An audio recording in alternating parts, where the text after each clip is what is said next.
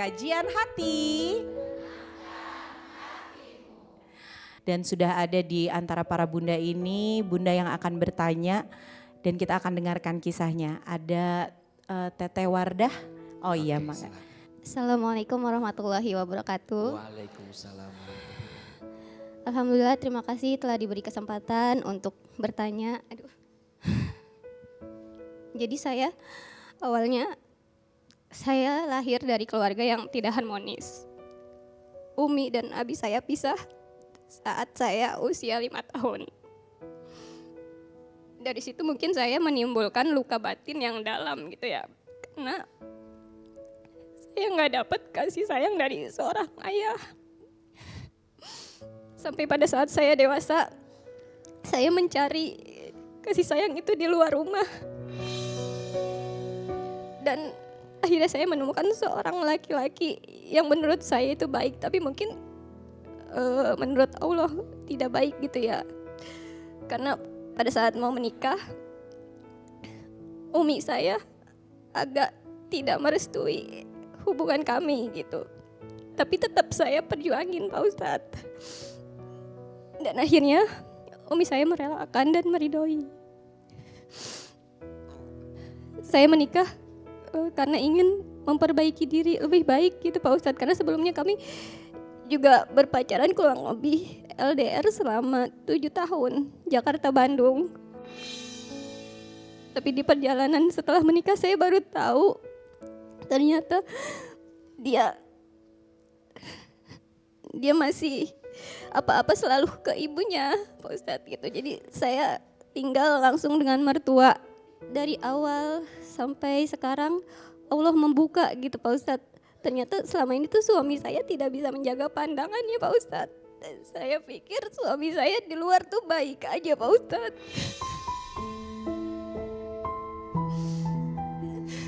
Saya sakit gitu.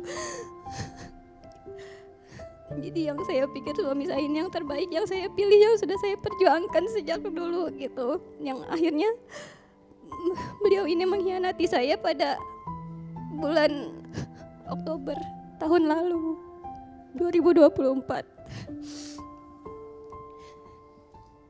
Ya jadi awal mula ketahuan masih beralasan. Sampai dia juga sumpah demi Allah saya tidak berselingkuh. Tapi nyatanya buktinya saya ada ketemu, Allah kasih unjuk kepada saya langsung. Saya bilang ke orang tuanya, saya bilang ke adik-adiknya. Pas kami ngobrol, dia bilang dia mau menyudahi, dia berjanji gak akan seperti itu lagi. Tapi setelahnya ternyata mereka berlanjut Pak Ustadz.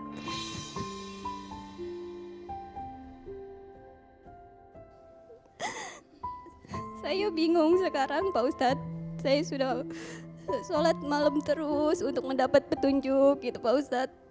Cuman saya masih ragu, saya harus mengambil keputusan apa. Saya harus maju atau mundur aja gitu Pak Ustadz. Sedangkan saya juga udah punya anak umur 5 tahun. Dan anak saya pun juga kena mentalnya karena sering mendengar perdebatan kami gitu Pak Ustadz. Terus ketika saya di rumah orang tua, saya pulang akhirnya nggak kuat sama di sana 6 tahun. Saya pulang, dia datang menanyakan gimana ke depannya. Tapi saya nggak bisa, kalau misalnya saya berlanjut diharuskan menetap lagi di Bandung, saya udah nggak kuat. Gitu. Jadi akhirnya saya bilang karena di dalam satu atap itu tidak akan bisa ada 2 ratu, saya bilang gitu Pak Ustadz. Tapi dia malah jawab seperti ini, di Bandung cuma ada 1 ratu yaitu ibu saya, kamu itu bukan ratu. Sakit hati Pak Ustadz. Sebenarnya saya pasrah aja sama keputusan Allah gitu, tapi saya takut ambil langkah yang salah gitu. Sebenarnya mah dari hati kecil saya masih ingin bertahan karena dari awal saya ingin menikah tuh 1 kali seumur hidup gitu, nggak ingin sama kejadian kayak orang tua saya sebelumnya gitu Teteh. Itu. Terima kasih Pak Ustadz. Assalamualaikum warahmatullahi wabarakatuh. Bunda, ketika kita sedang berada di tengah kebimbangan, Maka ada 3 sikap yang bisa kita hadirkan. Satu namanya istikharah. Apa? Istikharah. Istikharah, minta petunjuk kepada Allah. Teteh sayang terus berdoa sama Allah. Terus minta petunjuk sama Allah. Apa ya jawaban Allah dari istikharah? 2 biasanya. 1, dimudahkan jalannya. Dimudahkan prosesnya. 2, ditenangkan hatinya. Teteh nanti pilih. Bertahan atau pergi, mana yang paling mudah prosesnya. Dan mana yang bikin tenang hati. Kalau sudah ketemu, yes. Mungkin di situ jawabannya. Yang kedua, istisyarah, bermusyawarah, ngobrol. Teteh ngobrol sama orang tua teteh. Teteh kalau ada kesempatan ngobrol sama suami teteh. Baru yang ketiga, namanya istifta. Apa? Minta fatwa terhadap siapa? Fi qalbi. Istabti qalbik. Minta fatwa terhadap hati teteh. Ini penting. Karena jawaban di hati itu menguatkan. Dan kalau sudah ketemu jawaban, jangan ragu. Bismillah. Ahilman selalu ingin bilang ya, rumah tangga itu faktor utama paling vital itu di suami. Please lah, kalau kita gak bisa nyenengin secara dunia, masa kata-kata juga gak bisa nyenengin. Tadi ketika mengatakan ratu di rumah ini hanya ibuku, kamu cuma numpang. Kan kamu yang bawa aku ke sini. Kan kalau boleh milih mah juga gak mau tinggal di situ, betul gak? Tapi kan mungkin ada keadaan yang membuat dia memilih tinggal di situ. Mungkin ibunya yang minta, mungkin ibunya sudah tua, harus ditemenin, harus diawasin. Ini ada istrimu yang kemudian istrimu akan jadi kepanjangan tangan darimu yang juga harus menghormati ibunya. Saya nggak tahu pasti ya, tapi 7 tahun kenalan, LDR, pacaran, itu bukan waktu yang sebentar, lama sekali. Tapi iya ya, lama kan? Tidak pernah dikenalin sama keluarganya Pak Ustadz, setelah mau menikah baru dipertemukan Pak Ustadz. Ini pelajarannya. Jadi selama 7 tahun gak pernah kenalan sama keluarganya? Enggak. Pas mau Ini nikah baru. makanya izin. Tapi dia suka ke rumah. Makanya ini juga penting bagi perempuan. Kalau ada laki-laki yang serius mendekatimu, PR yang pertama, kenalkan aku sama keluargamu. Termasuk mau gak kamu kenal sama keluargaku. Itu yang paling penting. Gak boleh membeli kucing dalam. Ayo, istikharah, istisyarah, istifta. Betul? Bunda sayang, kalau bunda agak berat menyampaikan, pinjam lisan orang lain. Maksudnya ambil pihak ketiga, mediasi. Teteh mungkin agak sulit untuk mengungkapkan itu, ini mau dibawa kemana, ada mediasi, sampaikan.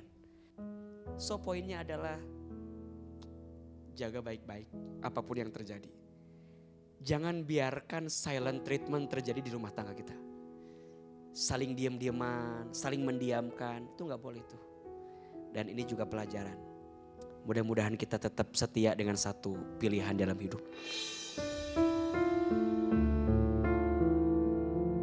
Ya, jadi saya merasa sejak tahun kemarin 2024 ya, gitu sedikit-sedikit kayak ada yang beda nih sama suami saya gitu.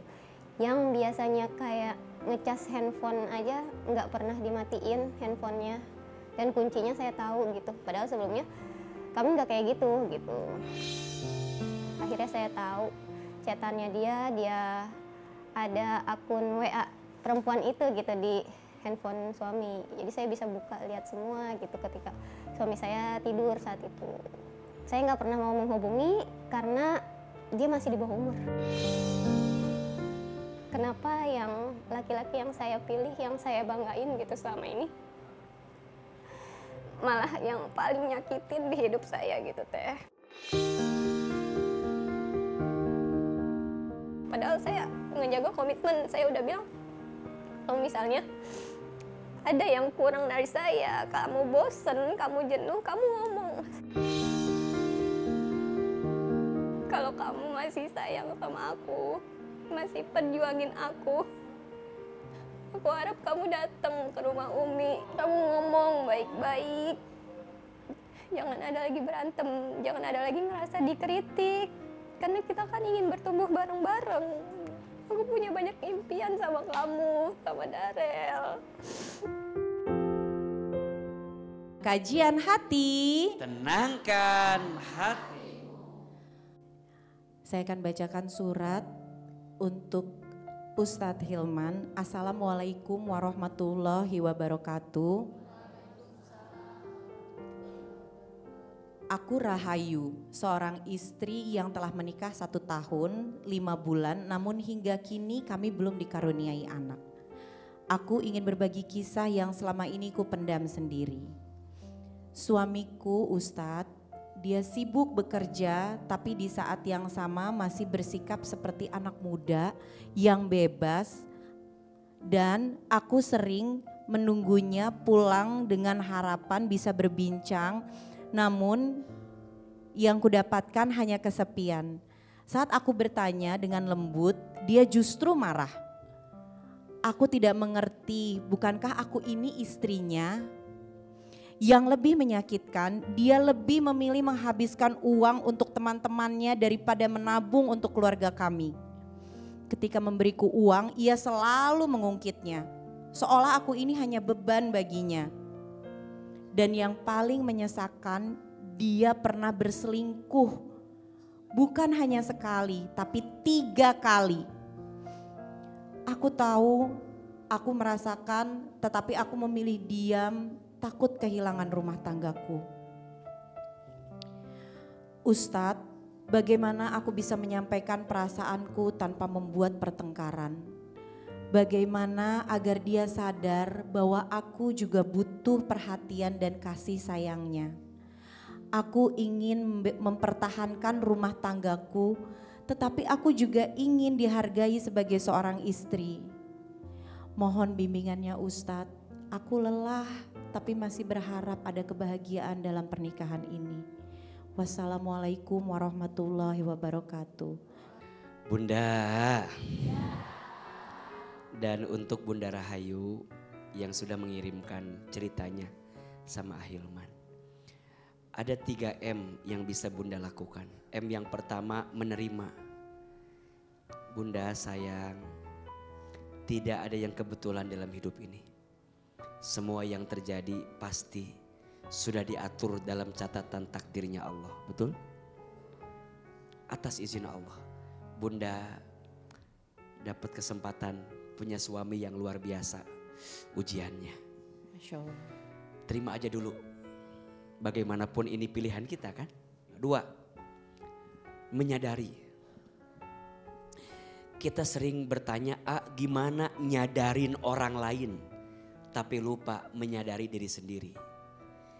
Maksud begini, kalau kita siap, jalani terus. Tapi kalau enggak, ya tinggalkan. Ini selingkuhnya berkali-kali loh. Iya. Berapa kali? 3 kali? 3 kali. 3 kali. Dengan persoalan bab itu saya suka maunya apa hidup ini ya? Apa memang di pasangannya yang kurang? Atau di kita yang tidak pernah merasa cukup?